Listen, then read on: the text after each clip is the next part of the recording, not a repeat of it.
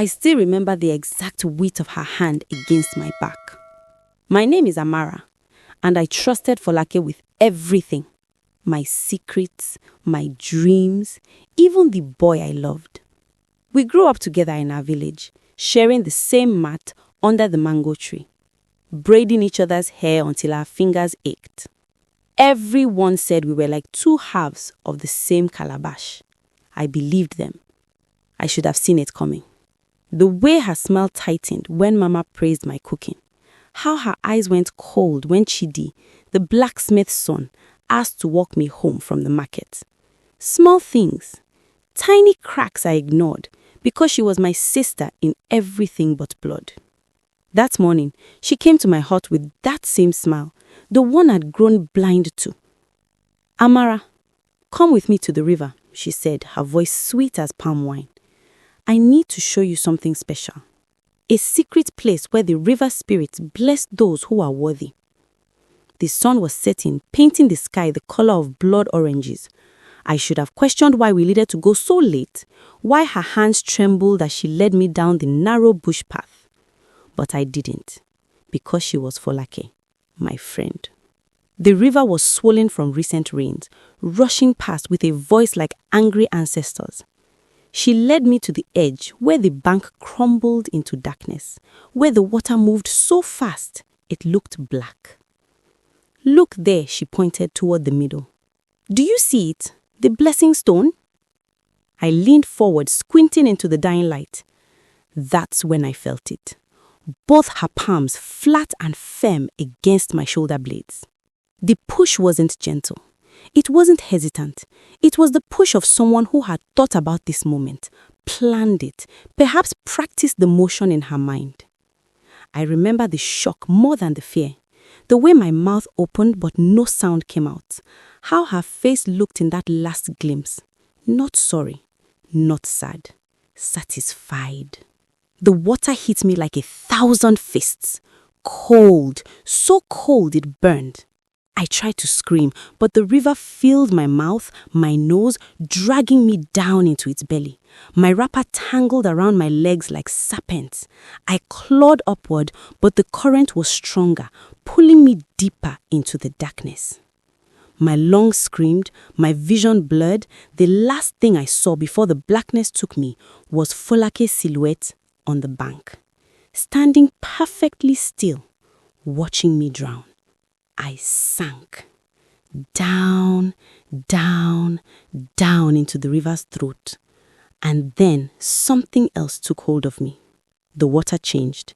It stopped fighting me and started embracing me, pulling me not up toward air, but deeper into a place where the river touched something ancient, something that had been sleeping. I felt fingers, not human fingers, wrapping around my wrists. Cold lips pressed against my forehead. A voice that wasn't a voice whispered into my dying mind. "Child thrown away by wickedness, do you want to return? Do you want to show them what the river births?" I couldn't speak, but my soul screamed yes. The darkness swallowed me whole. When I woke up, I was lying on the riverbank 3 miles downstream, coughing up water that glowed faintly in the moonlight.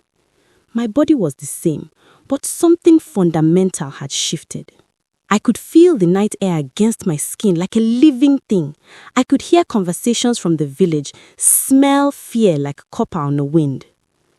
And I could feel her, Folake, sleeping peacefully in her bed, dreaming dreams untouched by guilt. She thought I was dead. I smiled in the darkness, and it felt like someone else's smile. The river had given me a gift. Now it was time to unwrap it. I waited 3 days before going back to the village. 3 days of hiding in the abandoned hunter shelter near the forest edge, learning what I had become, testing the new things that lived inside me now. The river hadn't just saved me, it had changed me, rewoven something essential in my spirit. I discovered I could sense emotions like heat from a fire. When a farmer passed nearby, worried about his sick goat, his anxiety wrapped around me like smoke. When children played by the forest edge, their joy tasted like honey on my tongue. And when I focused, really concentrated, I could push thoughts into people's minds like seeds into soil. Small suggestions, tiny whispers they think were their own ideas. The power frightened me at first. Then I thought about Folake's hands on my back, and the fear turned into something else. Something sharp and patient. On the fourth day, I walked back into the village just as the sun rose.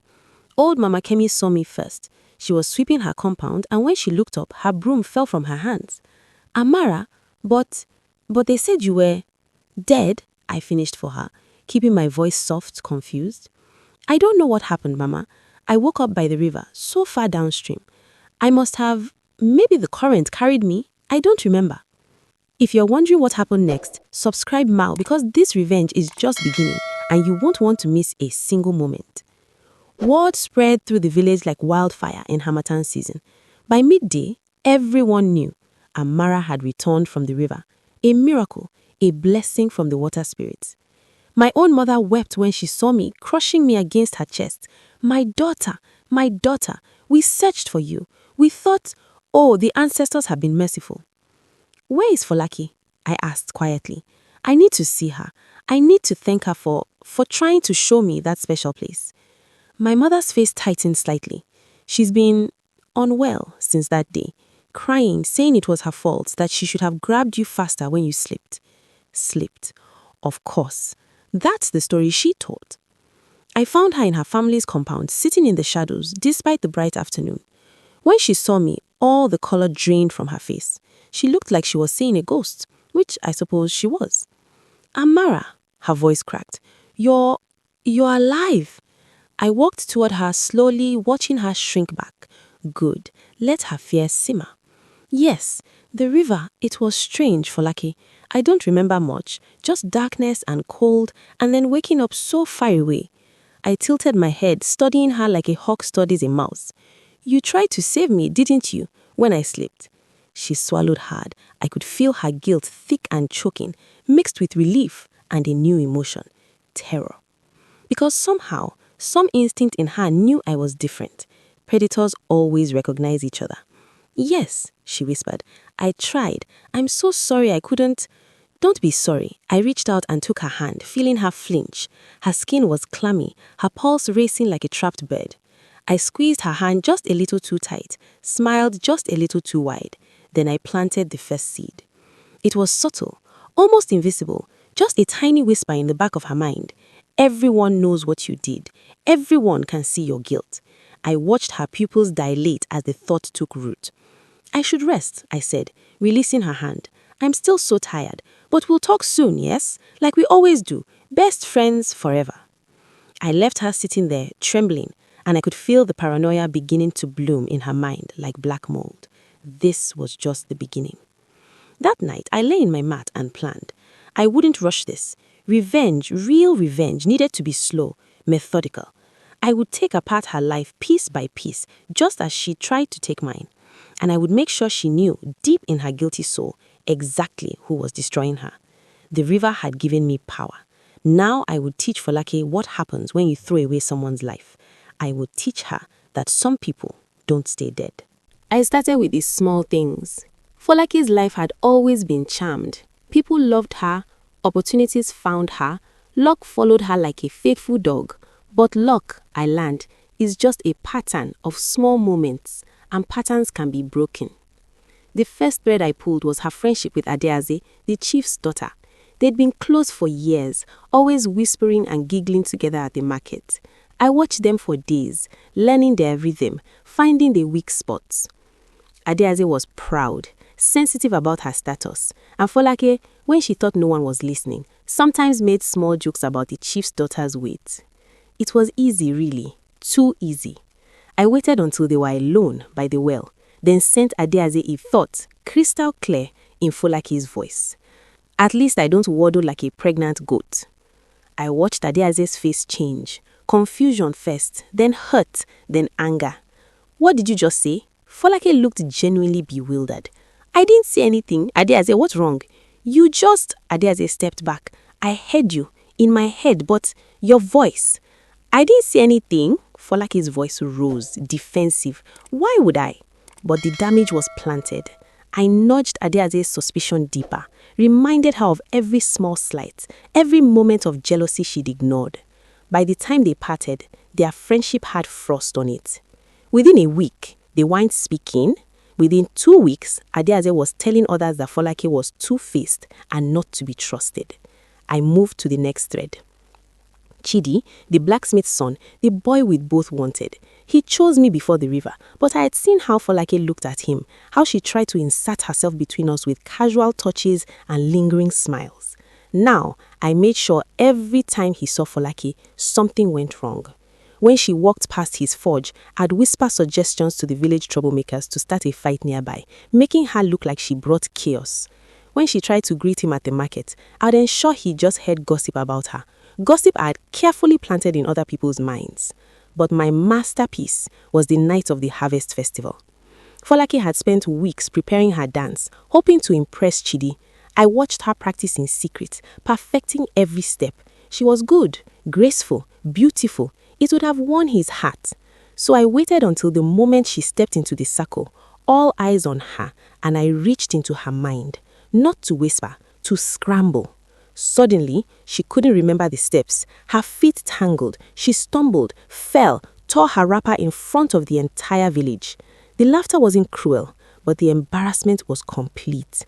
I felt it radiating from her like heat from coals, shame so deep that it made her wish the earth would swallow her.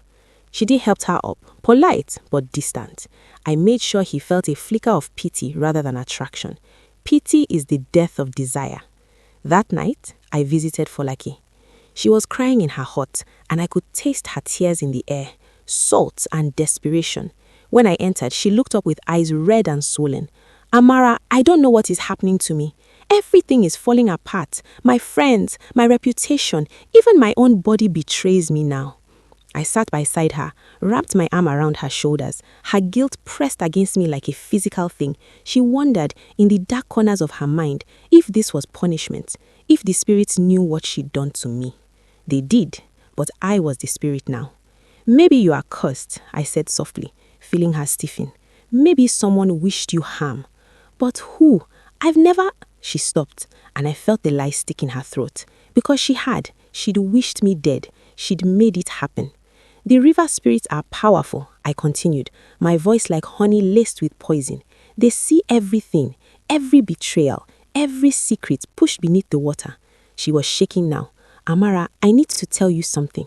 That day, when you fell. Yes, I turned to look at her, my eyes catching the lamplight. For just a moment, I let her see something ancient looking back. She opened her mouth, then closed it. Fear won over confession. Never mind, she whispered. I'm just tired, so tired. Rest then, I said, standing. Tomorrow will be better. But we both knew I was lying. I left her there trembling in the darkness and felt satisfaction curl in my chest like smoke. Every day I would take something else from her. Every day she would lose a little more of the life she tried to steal from me. And the beautiful thing, she was starting to suspect, starting to wonder if the girl that came back from the river wasn't quite the same girl that went in. She was right to wonder, because the old Amara would have forgiven her, would have turned the other cheek, believed in mercy and second chances. But the old Amara drowned in that river. What came back was something else entirely. 3 months after my return, Folake was a shadow of herself. Her friends had abandoned her one by one, each convinced she'd wronged them in some unforgivable way. The village whispered about her bad luck, her sour spirit, the way misfortune followed her like a curse. Even her own family had started looking at her with confusion and disappointment. But I wasn't finished, not nearly. I wanted her to feel what I felt in those moments underwater. The absolute certainty that everything was lost, that she was drowning with no hope of rescue. The next thread I pulled was her mother. Mama Bimpe loved Folake fiercely, defended her against every whisper and rumor. That love was Folake's last anchor, her final refuge. So, I decided to cut it. I started small, making Folake forget to do chores, planting irritation in Mama Bimpe's mind when she had to do them instead. Then, I escalated. I made Folake talk back in ways she didn't mean to, made her voice sharp when she intended gentleness. I turned every interaction into sandpaper, slowly wearing down the bond between mother and daughter. The breaking point came on a market day. Mama Bimpe had saved money for months to buy new cloth for Folake's wrapper. It was an act of love, a desperate attempt to lift her daughter's spirits. I watched Folake receive it with tears of gratitude, watched her clutch it to her chest. Then I planted a thought in her mind, loud, intrusive, impossible to ignore. She only bought this because she's ashamed of you. She wants you to look better so people will stop talking. Folake's gratitude curdled into resentment. When Mama Bimpe asked if she liked it, Folake heard herself say, "You think new cloth will fix what's wrong with me? You think covering me up will stop the whispers?" The hurt in Mama Bimpe's eyes was exquisite. "Folake, I just wanted to. I know what you wanted, for me to stop embarrassing you." Folake clapped her hand over her mouth, horrified. She hadn't meant to say that, but the damage was done. Mama Bimpe turned away, and I felt the love between them crack like pottery dropped on stone. That night, I heard Folake screaming in her sleep. I stood outside her hut, listening to her nightmares. She was dreaming of the river, of my face sinking beneath the water. In her dream, I opened my eyes underwater and smiled. She woke up gasping, and I slipped away into the shadows. The next morning, she came looking for me. I was grinding cassava when she appeared, looking like she hadn't slept in weeks. Her wrapper hung loose on her diminished frame. Her eyes had dark circles deep as wells. "Amara, I need your help." Her voice was ragged. "Something is wrong with me, very wrong. Maybe you're the only one who can understand." I looked up at her, patient as the river. "Tell me." "I think I'm cursed." The words tumbled out like water from a broken pot. "Ever since that day at the river, ever since you came back, everything in my life has turned to ash. My friends hate me. My mother looks at me like a stranger. I say things I don't mean to say. I forget things I shouldn't forget. And at night, I dream." "What do you dream?" I asked softly. She looked at me with eyes full of terror. "I dream of you, under the water, looking up at me. And you're smiling, Amara. You're smiling like you know something terrible." I set down my grinding stone and wiped my hand slowly, deliberately. "Maybe the river spirits are angry with you, Folake. Maybe they know something you haven't told me." Her breath caught. "What do you mean?" "I mean," I stood up, moving closer to her. She flinched but didn't step back. "I mean, maybe someone needs to confess. Maybe someone needs to tell the truth about what really happened that day." The color drained from her face. "I told you, you slipped. I tried to—" "Stop lying." My voice was quiet, but something in it made her stumble backward. "I know, Folake. I've always known." "Known what?" But her voice was a whisper, and her eyes were filling with tears of pure fear. "That you pushed me." I took another step forward. "That you stood on that bank and watched me drown. That you walked home and told everyone I slept. That you've been sleeping peacefully while No, I haven't been sleeping. I haven't had peace since that day." She was crying now, her whole body shaking. "Amara, I'm sorry. I was jealous. I was angry. I wasn't thinking."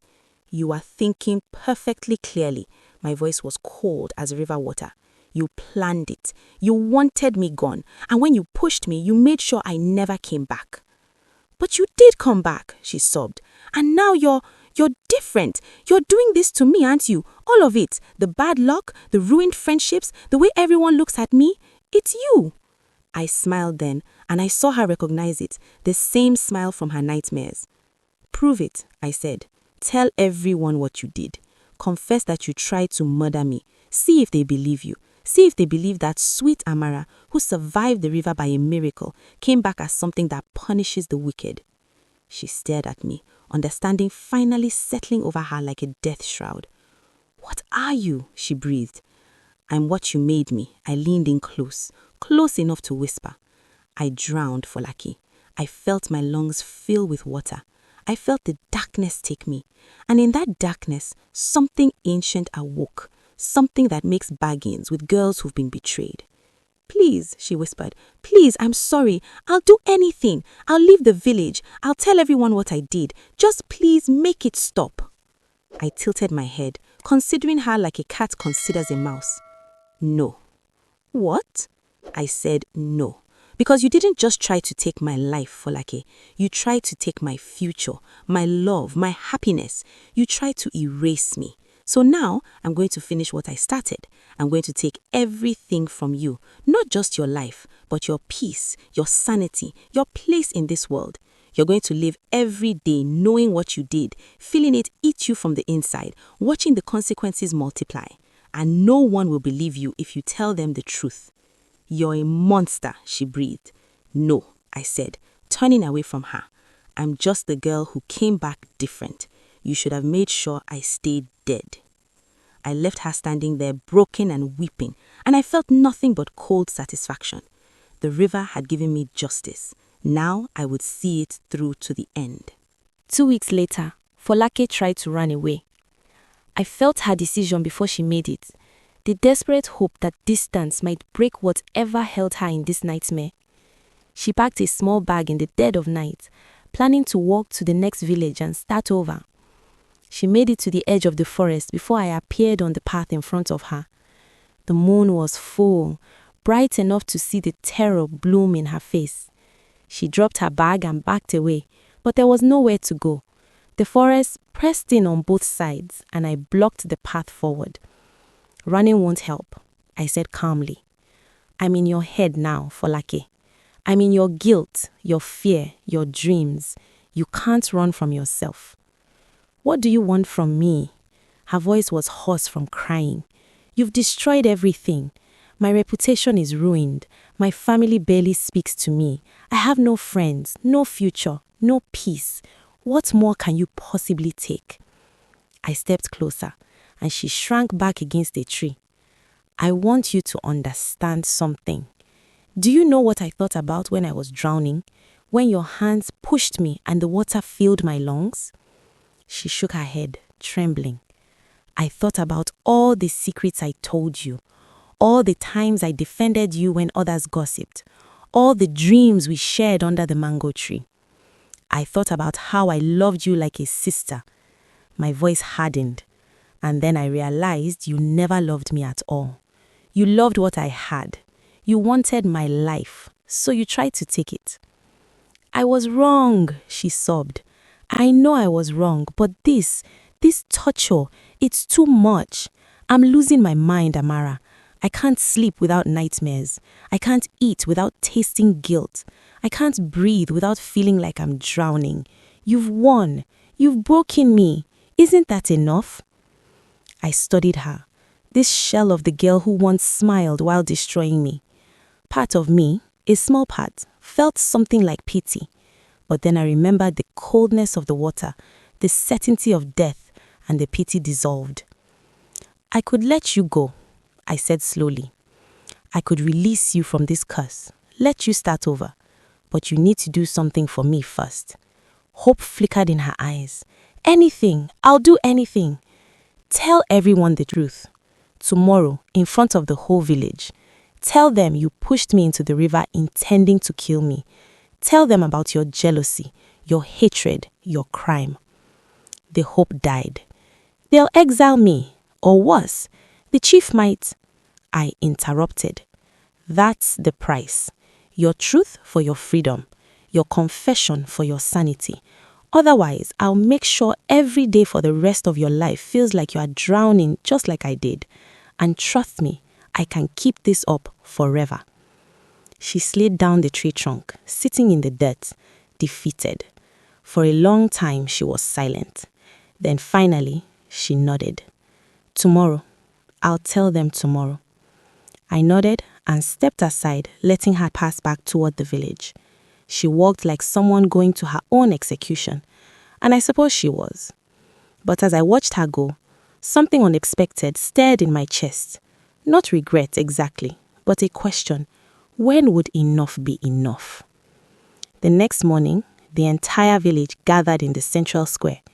Folake had sent word that she had an important confession.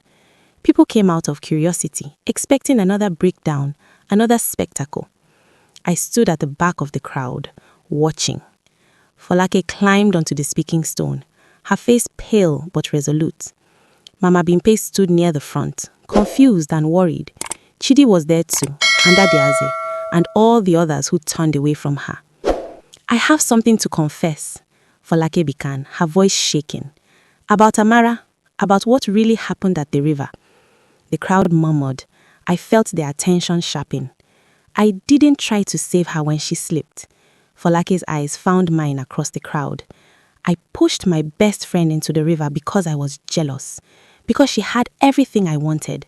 Love, respect, a future. I wanted her dead. I watched her drown and felt glad. Gas rippled through the crowd. Mama Bimpe's hand flew to her mouth. Chidi looked shocked. Adiaze's eyes widened.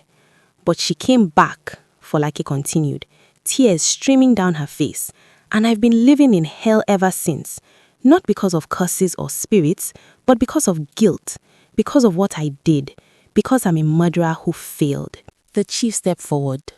These are serious accusations you make against yourself, Folake. Do you understand what you are saying? I understand perfectly. Folake looked at me again. I understand that some things can't be forgiven, that some actions have consequences that never end. I understand that I deserve everything that's happened to me. The crowd erupted in angry voices. Some called for exile. Others demanded the chief pronounce judgment. Mama Bingpe was weeping, reaching for her daughter. But I was watching Folake's face, watching something I hadn't expected. Relief. Terrible, painful relief. As if finally speaking the truth had released something inside her, even knowing the cost. The chief raised his hand for silence. Folake, you will be. Wait! I heard my own voice before I realized I was speaking. The crowd turned. I walked forward through them until I stood in front of the speaking stone. Amara, the chief acknowledged me. You are the victim here. What do you say to this confession? I looked up at Folake. She looked back at me with eyes that had finally stopped hiding. And I realized something. The revenge I'd planned, the slow torture I'd inflicted, it had changed me as much as the river had. I'd become the thing I feared, someone who could hurt without mercy, who could watch another person break and feel satisfaction. The river had given me power, but power over others is nothing compared to power over yourself. I took a deep breath. I say that Folake has spoken her truth, and that truth is her punishment and her path forward. I won't ask for exile or death. I ask that she be given a chance to make amends, through service, through humility, through living every day with the weight of what she's done. The crowd murmured in surprise. Folake stared at me, disbelieving. But, I continued, I also ask that she leave this village for 1 year. Go somewhere else, live differently, learn who you are beyond jealousy. If after that year you can return with genuine change, then perhaps we can speak again. The chief nodded slowly. It is decided. Folake, you have 1 day to prepare, then you leave for 1 year of exile and reflection. As the crowd dispersed, Folake climbed down from the stone and approached me. Why? She asked quietly. After everything I did, why show mercy now?